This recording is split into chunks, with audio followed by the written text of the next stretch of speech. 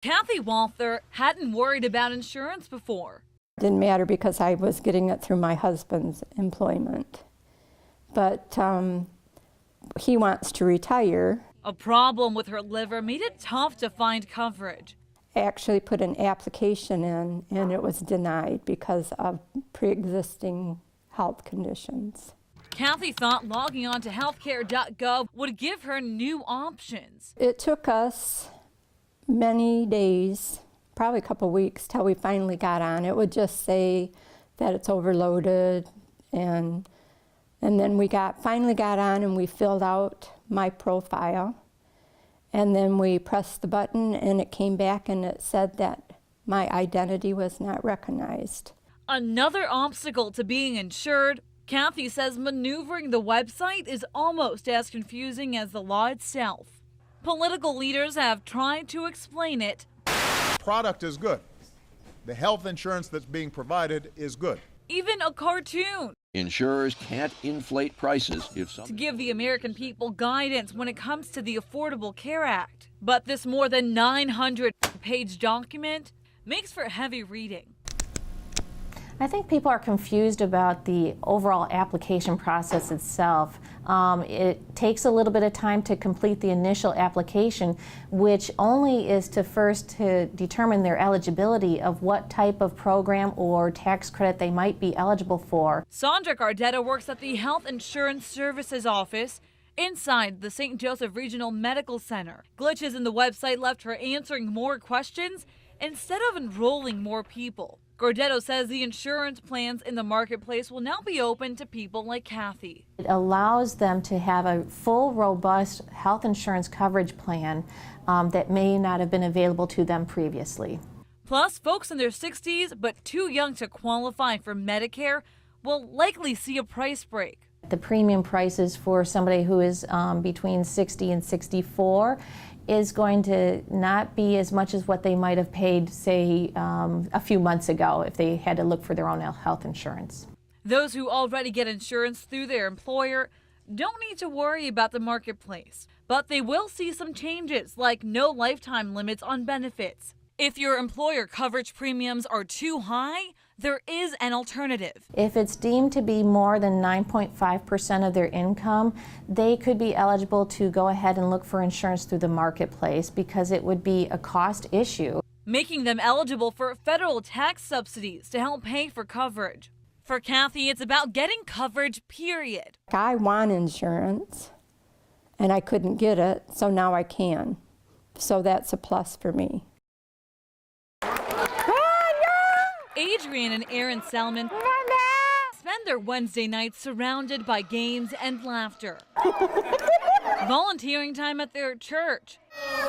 And seeing the faces of kids light up. It's good practice for these newlyweds. The nursery is already purple. Since they'll soon be tending to their own child.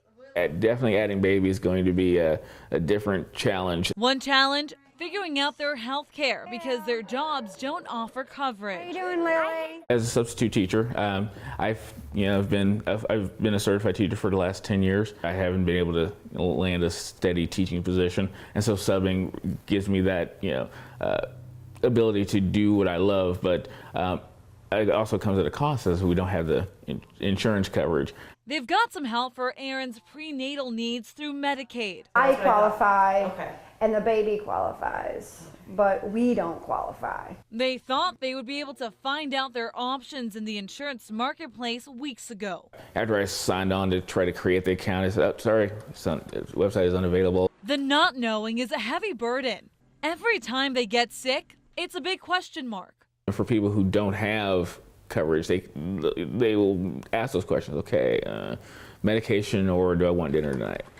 So Adrian tells me they're anxiously awaiting the repair of the site to find out how much they'll have to pay to be insured. It's still going to be kind of, okay, how much can we really afford? If they say it's affordable care, is it really going to be all that affordable? A family at an income of $15,000 per year would make too much for Medicaid coverage and too little to get any tax subsidy on the health insurance exchange.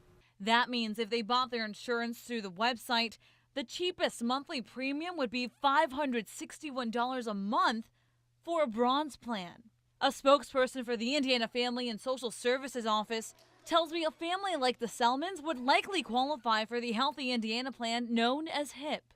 The state contributes, but so do enrollees.